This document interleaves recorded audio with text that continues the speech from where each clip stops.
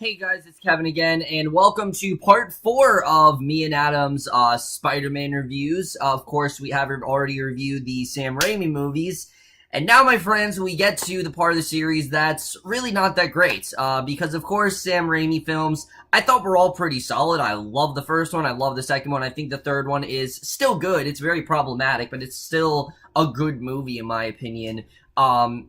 Unfortunately, though, this is when the series takes a bit of a turn, because basically Sam Raimi wanted to continue, but as we know, Spider-Man 3 had such horrible reception and such horrible reviews that there was just no way that was going to happen. So we now come to a very interesting time for the Spider-Man series where they wanted to reboot the franchise with the 2012 film, The Amazing Spider-Man. Now, like I said, this movie is very interesting because it marks a whole kind of different direction for this series to go. And we'll get into that very soon, but even the plot to this movie is a little bit different because basically the plot of this movie is that Peter Parker, he is still, the social outcast that we know him as, but basically, he is trying to unravel the mystery of what actually happened to his parents. He doesn't know what's happened to them. They kind of just disappeared, and he's been trying to solve it. And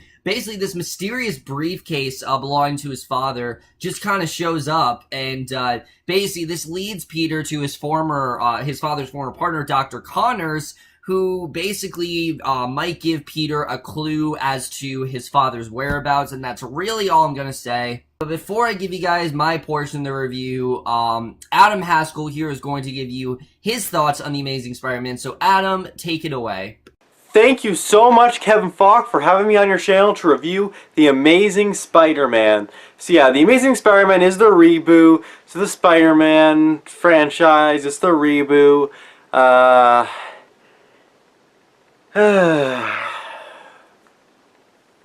I'm gonna be honest, this movie, I hate this movie. Now, when it comes to the Sam Raimi trilogy, I loved all three of them, guys. Like, I actually love all three of them. Even Spider-Man 3, I know a lot of people hate it. I love that movie. I'm not even just on the good side with that movie. I actually think that's a great movie, and I explained why it is great. You can check it out on my channel, why I think that movie's great. This shit, though, I can't... It's just awful. Like, just absolutely terrible. What a missed opportunity this was. Like, seriously. Let's start off with the acting. I hated Andrew Garfield in this movie. He is an awful Peter Parker. He is not anywhere as good as Tobey Maguire is. Not even remotely close. He is terrible in this movie. He's half asleep throughout most of it, first of all. He looks like he's freaking half asleep. He looks bored as all hell when he is Peter Parker. I absolutely hated him in this movie. I thought he was trash in this film. He is not a good Peter Parker. He is just absolutely terrible. He's not a good Spider-Man either. I know a lot of people think he's a good Spider-Man. I don't even think he's a good Spider-Man. Granted, he's a little better as Spider-Man than he is Peter Parker, but my God, he just has no personality to him. He is just boring. Peter Parker is supposed to be a fun and enjoyable character, but he is just not. Talk about a boring and just awful performance. Just terrible. Like, I can't even just... The definition of just going through the motions and saying your lines, just nothing about this guy stands out. He is an awful Peter Parker. Emma Stone as Gwen Stacy in this film. I don't really like her either in this movie, honestly. If I'm being honest. I don't think she's absolutely terrible like Andrew Garfield is. But I do not think she's good either. I think she's really bland.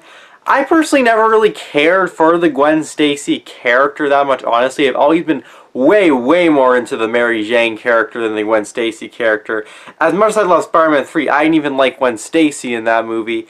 In this movie, I just don't like Gwen Stacy either. She's not a very interesting character. And her and Andrew Garfield have awful chemistry in this movie. It doesn't even remotely compare to Maguire and Dunn's chemistry.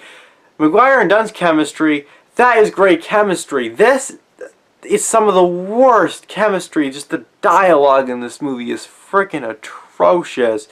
I just didn't freaking care. Their chemistry was awful. It's some of the worst chemistry I've seen in a superhero movie ever, honestly.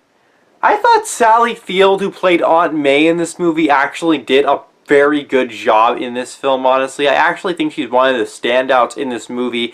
I did think she did a great job. I never really talked about Aunt May in my for the Raimi trilogy, but I actually love the actress who plays Aunt May in the original Sam Raimi trilogy. Never really brought that up for some reason, but I do love her in that trilogy.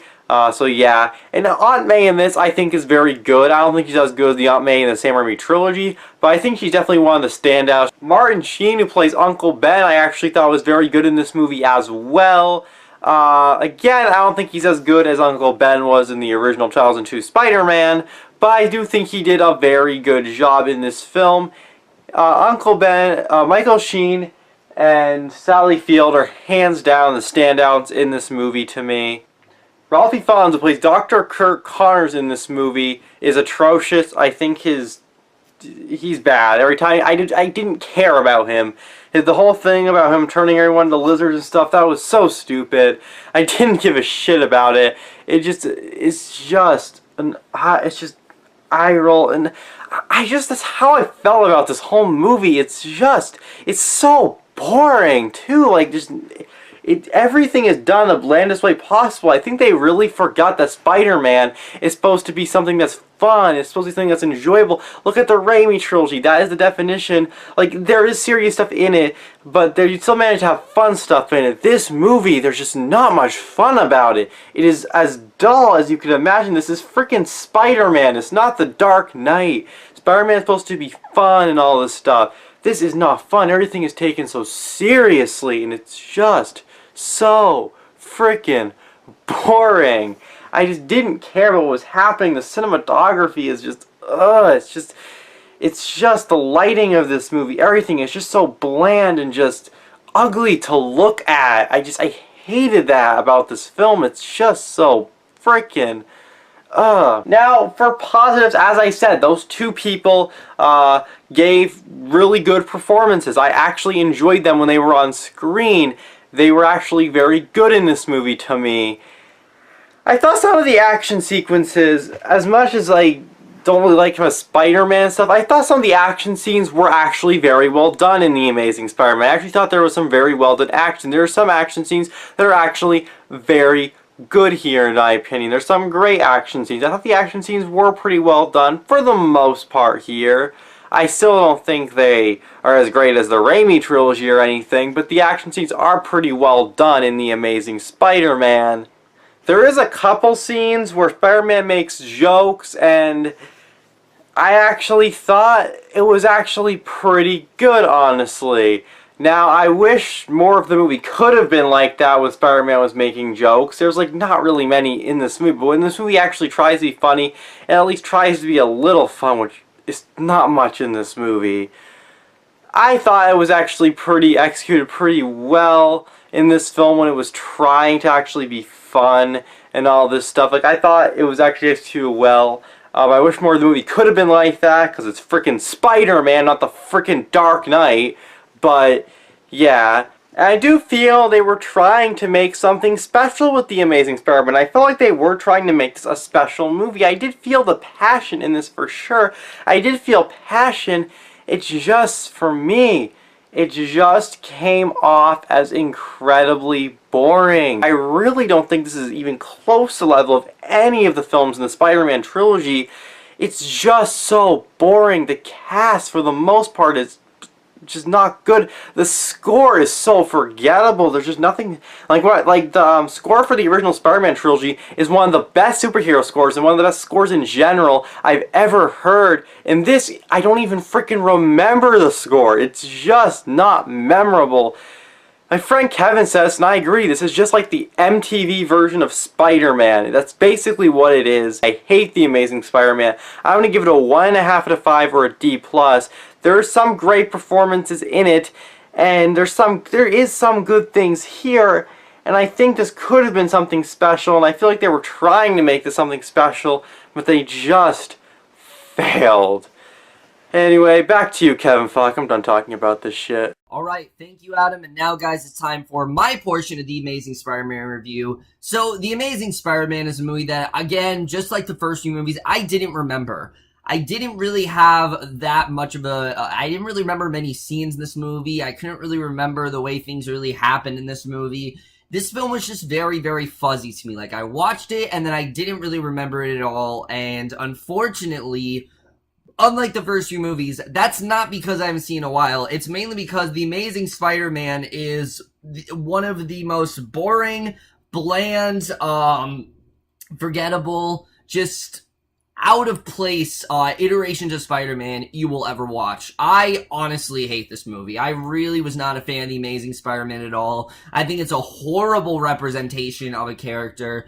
But we're going to get into all of that right now, starting off with the cast. Now, the previous Sam Raimi films, all of those films, despite flaws that they might have had, which were very minimal in the first two movies especially, they still had really good performances. With this series, that's not exactly the case. I actually don't think there's that many good actors in this movie. Let's first talk about Andrew Garfield as Peter Parker, because what a strange choice this really was. Look, I like Andrew Garfield. I don't think he's a bad actor. I think he's been giving some amazing performances, especially as of late, you know, with like Hacksaw Ridge, and then with, I haven't watched Silence, but I heard it's a really good performance and things like that. But in general, he is just completely gets this character wrong here. And I don't know if Andrew Garfield was just not feeling the Spider-Man character, but at no point do you feel like, oh yeah, this guy is Spider-Man. When he's introduced in this movie, this girl comes up to him, asks him if he wants to go out, and he then proceeds to skateboard down the hallway.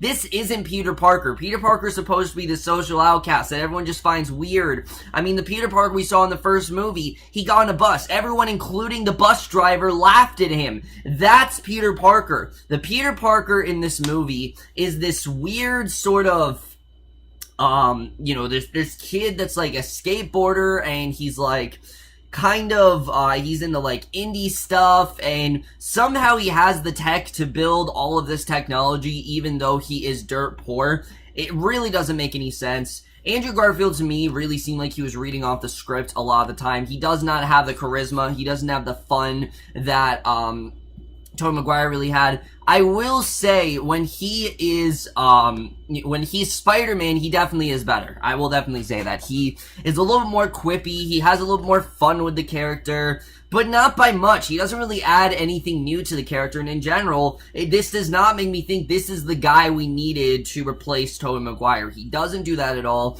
It's just kind of puts, you know, Tobey Maguire just kind of puts him to shame, honestly. I think that this was just a really bad casting choice, and in general, he looks less like Spider-Man and more like one of the teachers. Like, honestly, he could be Spider-Man's father. He really could. He's just that miscasted here, and when your lead actor is miscasted, that's when you know you got a problem on your hands. So, the other thing that this movie tries to do different is what it does with the love interest, because way back when the Sam Raimi movies came out, everyone had this problem with it that, oh, MJ's just a damsel in distress, which I highly disagree. I think she's a much better character than that. Yes, she does get saved a lot, but she's a lot more than just a damsel in distress. Gwen Stacy in this movie is not a character. She's just not. She's just here to be a love interest to Peter and to create some sort of antidote at the end of the movie. That's all Gwen Stacy is here to do. There's nothing to this character. Emma Stone does a good job, I will say. I don't think she gave a horrible performance. There's some really bad line delivery from her, but she's just not an interesting character. And even in the second movie, she's still not that interesting of a character. Gwen Stacy, I don't know why they can't get this character right. I mean, this should be really easy to do. Why can't they get this character down pat? It's such, I mean, the comics, they're supposed to start with Gwen Stacy. I understand that. They were trying to follow the comics more here. But they don't do anything to try to make this character interesting. There's nothing interesting going on between her and Peter. You don't for a second believe that these two actually like each other. Their chemistry feels extremely forced, and I just didn't really care about their overall romance. So yeah, Emma Stone's character really was a misfire here. I think she overall did an okay job because she's Emma Stone and she's a really good actress.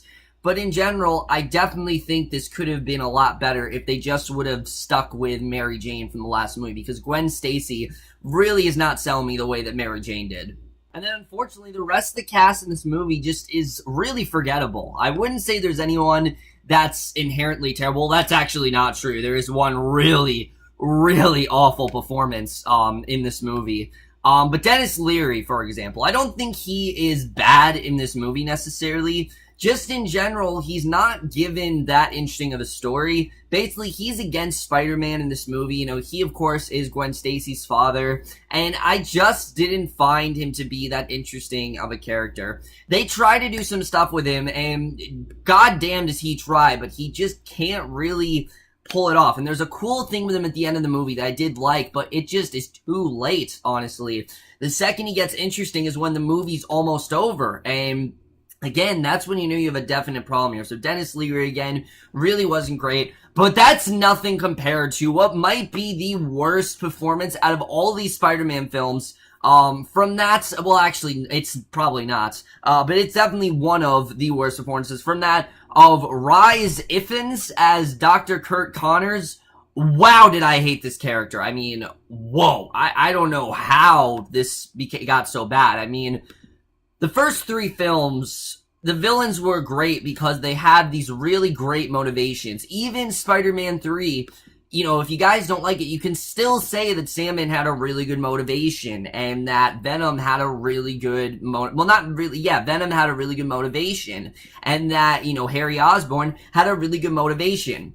Dr. Connor's motivation makes no sense whatsoever. He starts off this movie, he's like one-armed, he's trying to like find treatments for his arm and everything because Norman Osborn is dying and he doesn't have the money to get him for these treatments, and I just didn't care. I don't care about this plot at all. And once it's eventually revealed what his motivation is, that's when I was just done with this character. It is one of the dumbest things you can imagine. I really disliked him throughout this movie, and especially when he's the Lizard. He is just so bad. Like, really terribly bad. And, yeah, this really did not work at all. This character was just so forgettable and so uninteresting and boring, and it probably is one of the worst villains that the Spider-Verse will ever have.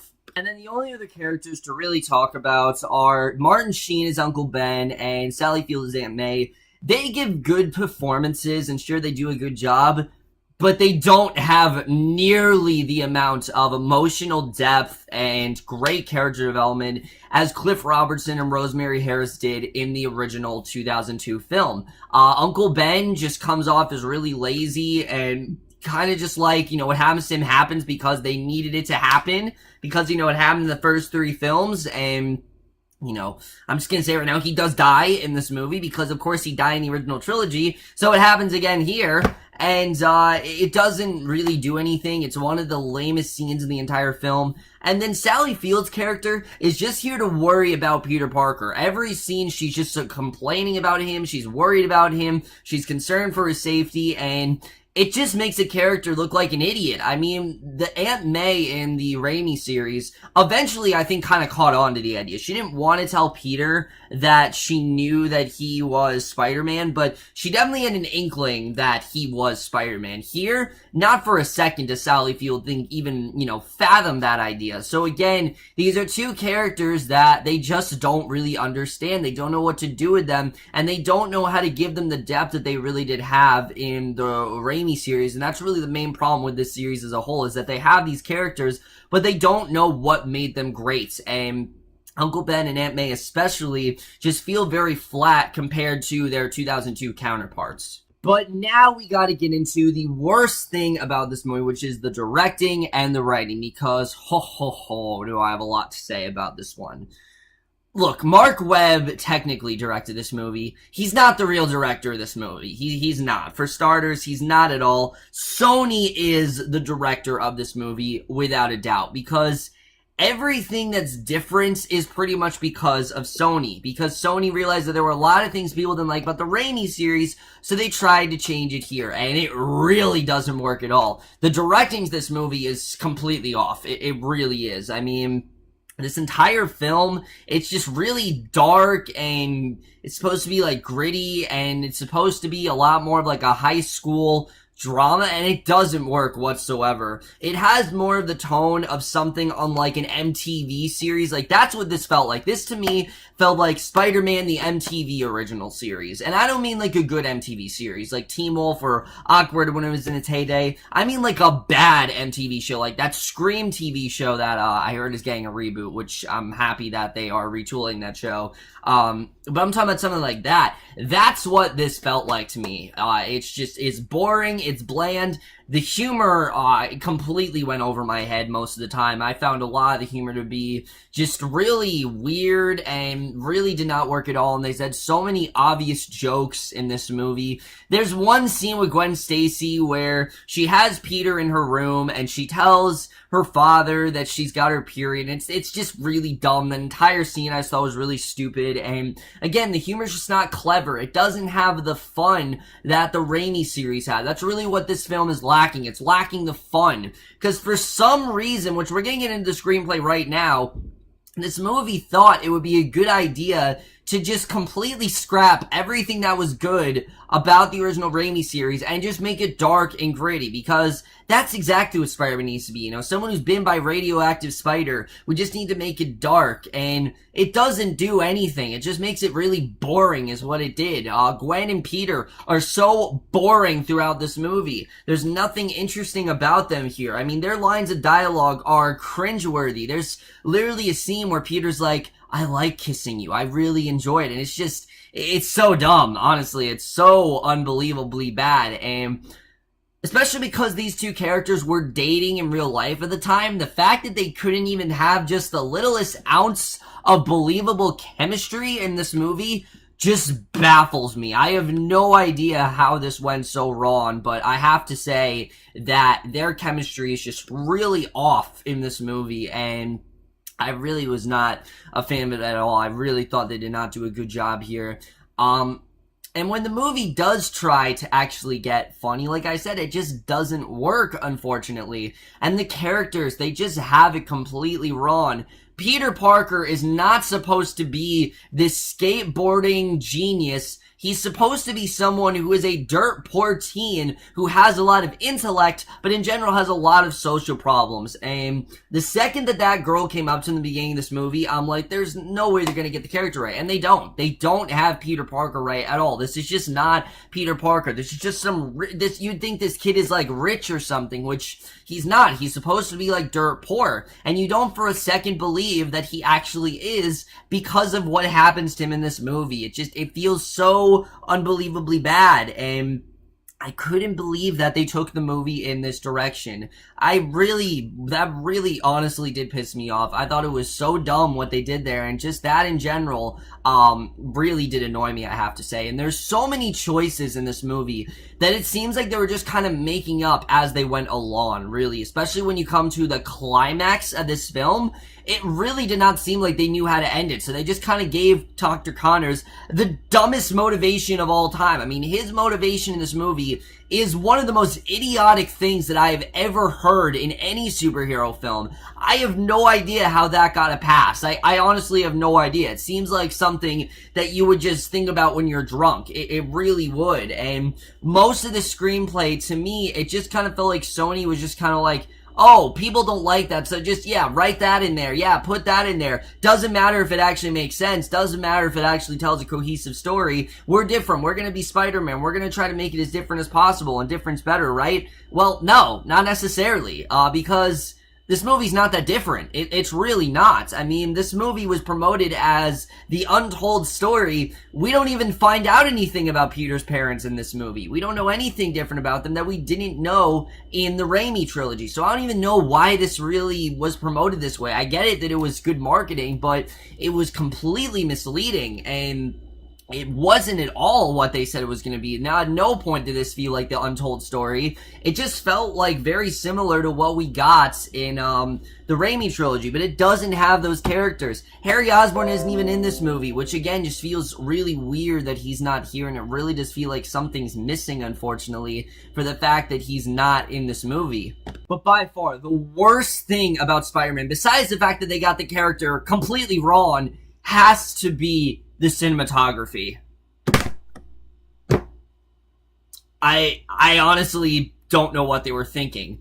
To me, it seems like Sony just watched the Dark Knight trilogy and said, oh yeah, we should do that. You know that Spider-Man movie we're making? Yeah, that would definitely fit in this movie, regardless of if it makes sense or not. I mean, again, it's about a kid who gets bitten by a radioactive spider. Guys, it doesn't need to be this serious. Like, honestly, it's so dumb that they went in this really serious direction. And everything in this movie is just so bland looking. The high school looks boring. His house looks boring. Peter Parker in general looks boring. Nothing about this movie actually looks interesting because everything's just so dark and gritty. And I don't know why they tried to go in this direction. Again, this is Spider-Man. You don't need to have this really dark story. The Raimi films worked because they were comic booky, but they were also really well done in the fact that they felt grounded in reality. This just feels like a dark version of that, and it doesn't work at all. I don't know why they tried to make this more dark than it really is. It's just, they act like it's this complicated story, when in reality, it's really not that complicated. It's not. It's hard to follow, but that's because, like, you don't really care about what's going on in this movie. The cinematography in general is just completely wrong. John Schwartzman did not capture the Spider-Man feel at all in this movie, and there's really not a single scene I can tell you that I really was impressed by. Even the suit in this movie looks so lame. Like, it looks like something you could get at, like, a Five Below, like, cheap Spider-Man costumes. Like, it doesn't look like something that was actually well put together. And I get it that he's, like, dirt poor in this movie, but if he's dirt poor, how is he able to make all these crazy gadgets, huh? How is he able to do that, yet he makes a shitty Spider-Man suit? It just doesn't make any sense, guys. It honestly doesn't in retrospect. Like, I was really disappointed by the suit in this movie. It looks really bad, honestly, especially when he's swinging through the city. It's really not impressive. Even the score in this movie is bland. Honestly, the score is so forgettable, and I like James Horner's scores usually, but this one, I don't know what happened here. It's just so forgettable, and it's not something I can listen to a lot. It's not something I get stuck in my head a lot. It's just a really forgettable score, in my opinion,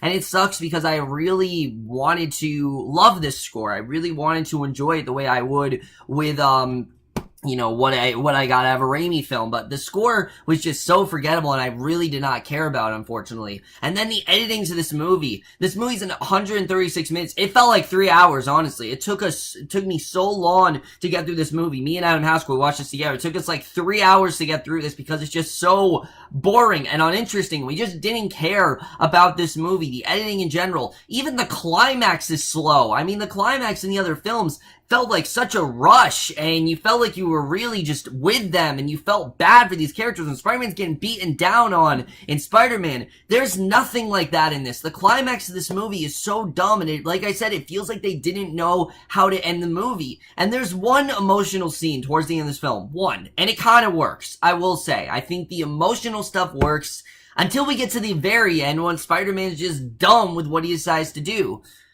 When it comes down to it, guys, The Amazing Spider-Man is really not that great of a film. There are a couple good performances. There are some little morsels here and there of things that I did like. The action scenes are, for the most part, well choreographed. They're not bad. They're just really forgettable. Like, there's no action scene in this movie that really does stick out to me. The way that the climax did in Spider-Man 3, or the way that the train scene did in Spider-Man 2, or the way the climax did in Spider-Man. There's nothing in here that really does stick out to me in that way. Unfortunately, this is an extremely forgettable, bland, just really completely wrong interpretation of Spider-Man that I'm really happy is not happening anymore. I'm honestly really happy that they discontinued this series because this is just so boring and so far away from what Spider-Man should be. It's not fun, it's not interesting, it's just really bland and boring, and it's a horrible interpretation of the character. And without a doubt, guys, unfortunately, I have to give The Amazing Spider-Man a 1.5 out of 5 or a D. So overall, guys, that's it for our review of The Amazing Spider-Man. Let us know what you guys thought of this movie overall. And guys, we are almost there. We are finally about to get to the end. Look forward to our next video on Adam Haskell's channel when we will be reviewing the final Spider-Man film, for now at least, until the Homecoming comes out. The Amazing Spider-Man 2. Definitely look forward to that very soon. And we will see you guys for that. Okay, bye.